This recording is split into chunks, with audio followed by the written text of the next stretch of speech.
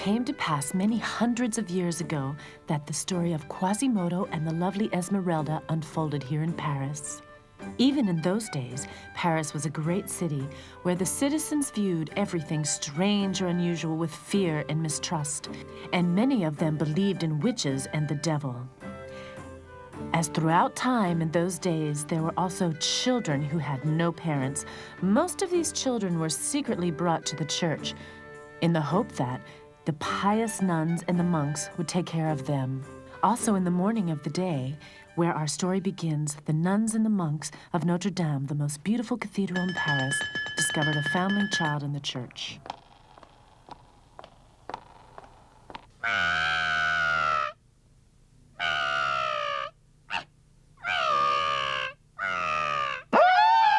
Holy Mary! I don't know much about children, but I am sure that it's a sin to look upon this child. This, my dear sister, is no child, but a misshapen ape.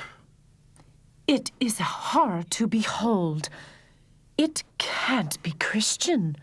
It should be thrown into the fire, I'm sure. Right you are, my sister. It belongs on a great big fire. What are you so excited about? Make way. I think I'll adopt it and take it with me. But Claude Frollo, just look at it. Exactly. That's why, my friend, it'll be interesting to see whether I can teach him to speak and think, whether he can learn to love and hate. A challenging project. I've always said that Claude Frollo is a warlock and a spellmeister. And he wants to become the Abbé of Notre Dame. He'll use this little monster to assist him in his experiments. The child must be baptized and given a name. I'll call him Quasimodo. Quasimodo? What does that mean? Quasimodo? It's Latin and means only more or less. We have to give Claude Frollo his due. Quasimodo. More or less.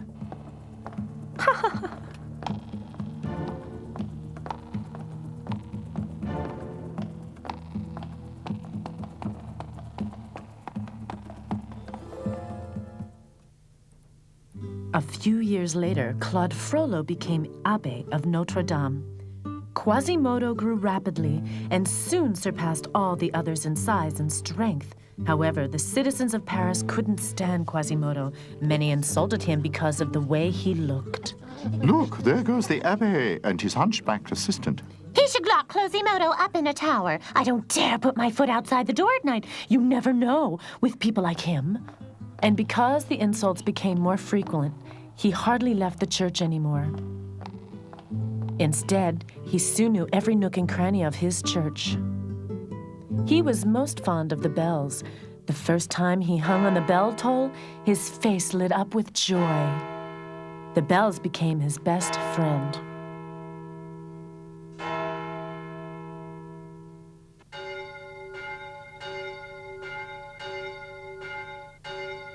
You are my favorite, Marie. No, don't be angry, Jacqueline. I love the sound of your high-pitched voice almost as much as Marie. Yeah. From day to day, the bells of Notre Dame sounded lovelier, so it was no wonder that the Abbé Frollo made Quasimodo the toller of the bells of Notre Dame. Quasimodo may be a monster, but no one can ring the bells as beautifully as him. Is it true? He's gone deaf from the noise? Yes, that's true. But one handicap more or less won't make a difference to him. It was Marie, the deep bass bell, that had ruptured Quasimodo's eardrum. But as Quasimodo didn't talk to anyone anyway, it wasn't too bad. He could still feel the vibration of the bells, and that was enough to keep him happy.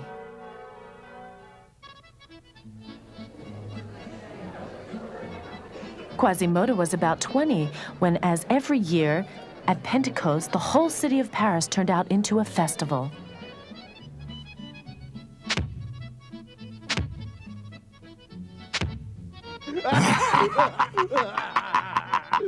Oh, cried the glass of Burgundy, oh, moon, you're divine inside of me. Pour forth from your silver chalice. Oh, listen to Pierre Gringoire. His verses get worse and worse from feast to feast. Okay. Maybe you like the next verse better.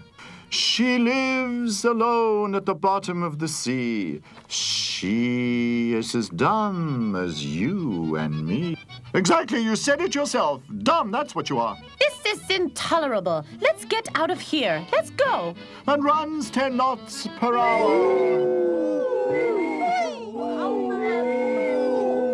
Citizens of Paris, come ye all here, come ye all here.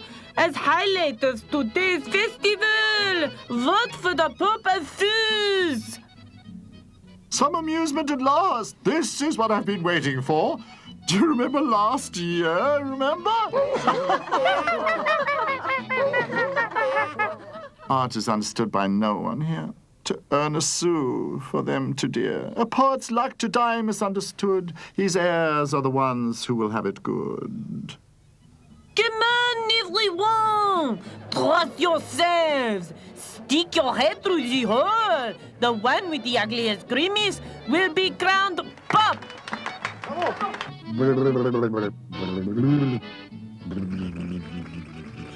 It will be Monsieur Dubois. How did his nose manage to get bigger and redder?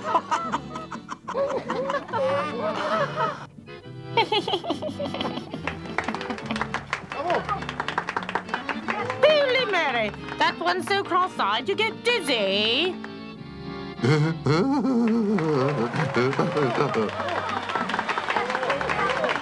That's the Purple Fools. I've never seen anything that awful in my life. Terrible, terrible.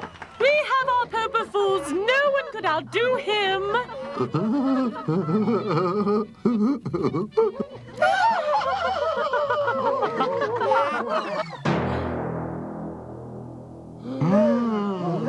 He didn't grimace.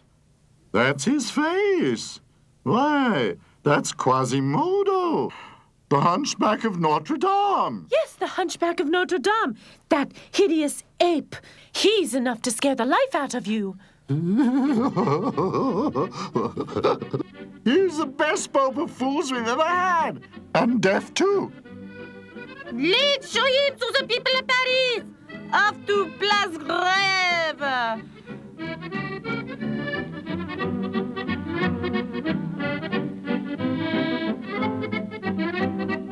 Here I stand, a lonely soul. My life is empty as my old soup bowl. Oh, so what? Life can't get worse. Off to Place Grève. And you luck, of course. That's it.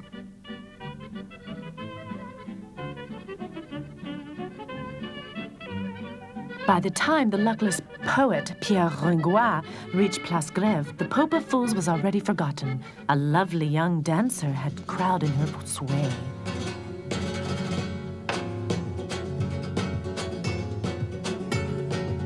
Beautiful.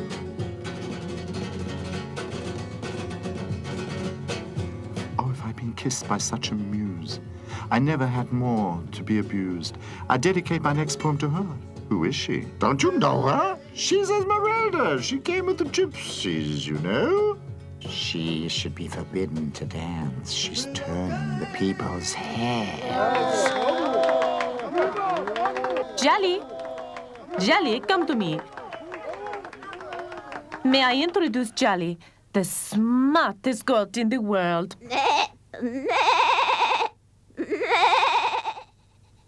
Jolly, how late is it?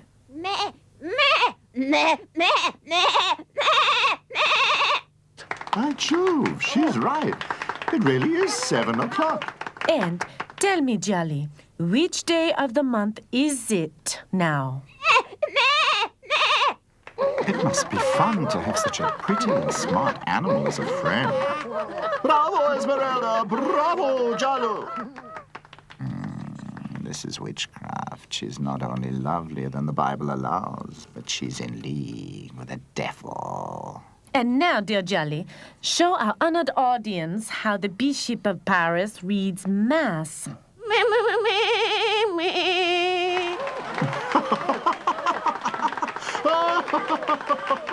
Ah, look at that. That's exactly how he does. The spitting image of our bishop. That's blasphemy. Abbe Frollo, you can't allow this. Yeah, right. It's blasphemous. I'll put an end to it. I'll forbid her to perform. Yes. If you enjoyed the performance, people of Paris, show your generosity with a few sous in my basket. Here, here, here.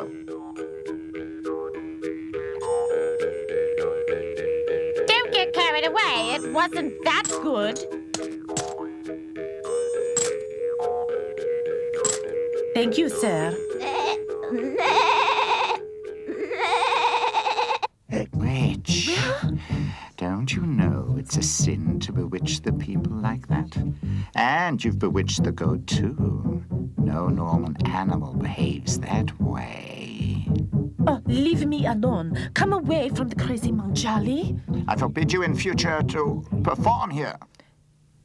Dear sir, I see that at least you enjoyed our performance. Oh, yes, very much. Oh, I'd love to drop a sou in her basket round and true. But I'm poor and don't, I know it. Such is life when you're a poet.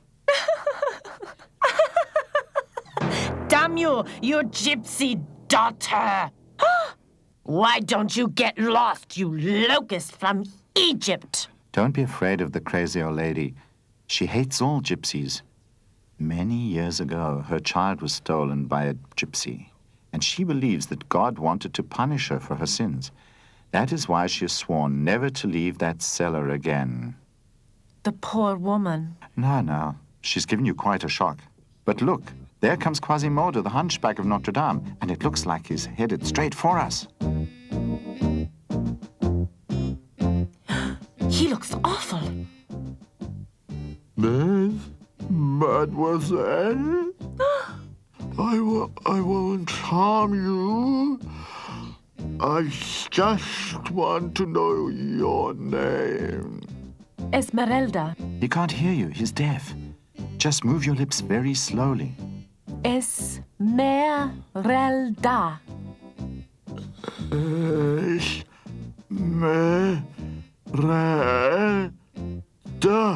Quasimodo! What are you doing here with this witch? And what is this costume?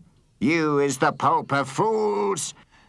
So tell me, how dare you make fun of our Pope in Rome? Forgive me, sir. Come, let's go.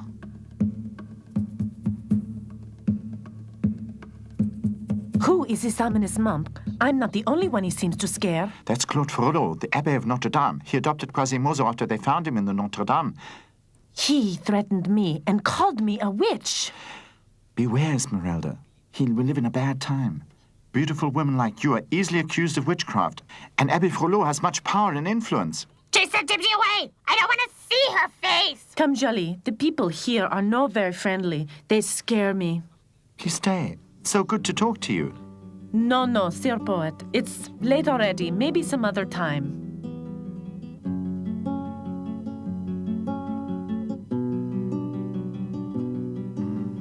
I think Esmeralda likes me. And I'm sure she has a place somewhere to sleep.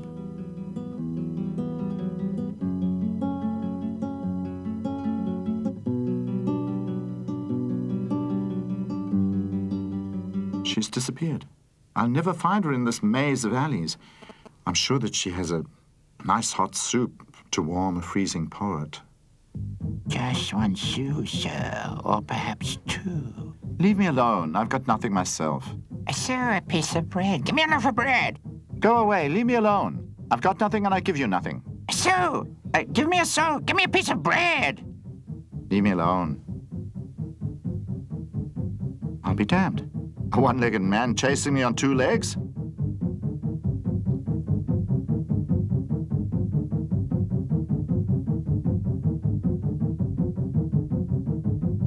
Where am I? I've seen more inviting places.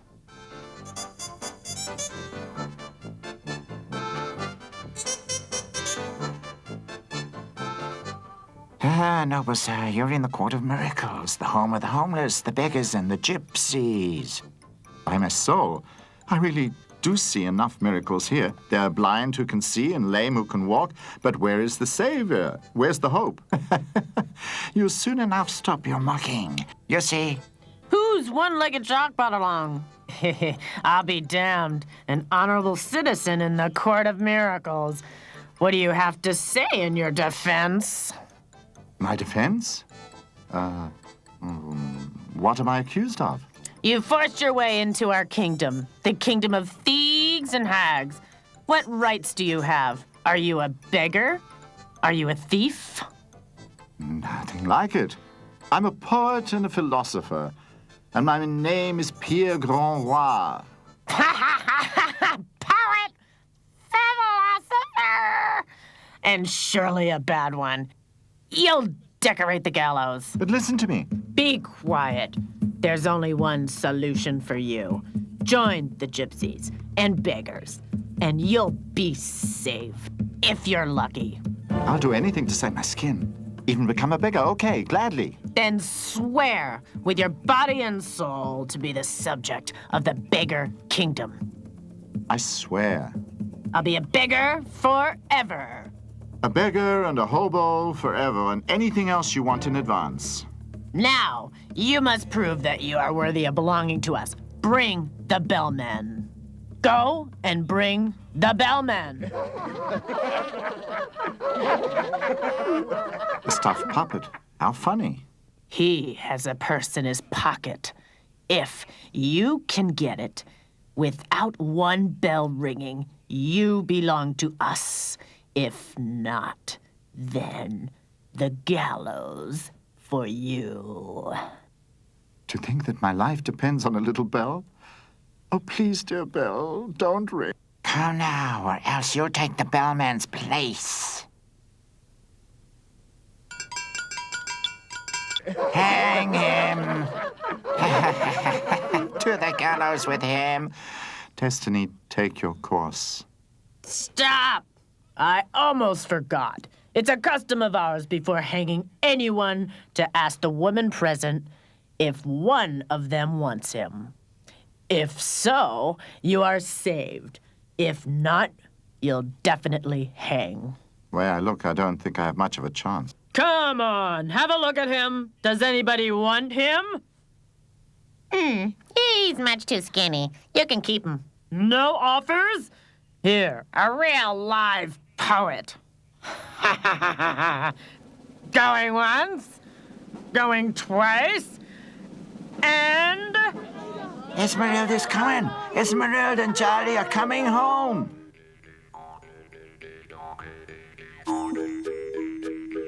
You want to hang him? Yes, unless you take him to be your man. What do you think? Okay, I'll take him. Thank you. For the first time in my life, I'm at a loss for a rhyme. Ha, brother, she's your woman. Sister, he's your man. For 4 years. Now, go! That was help in the nick of time. Tell me why you saved me. Jelly seems to like you. That's why I saved you. Only because of that? You haven't by any chance fallen a tiny little bit in love with me, have you? No, Pierre. I don't even know you, and you don't know me either. We can soon change that. Tell me about yourself. Where are you from? I don't know. As long as I can remember, I've been traveling with the gypsies from town to town. I don't know where my parents are. All that I have left from my childhood is a talisman that I carry in with my skirt pocket, but no one can see it or it'll lose its power. You seem to be full of secrets. So where do we go from here? You can accompany Jali and me, and if you want to be useful, you can collect our earnings. I could support our income by reciting new verses like, that was Esmeralda and her goat. Put coins in the hat or I'll go for your throat. Okay, then I'll teach Charlie some new tricks. How about it, Charlie?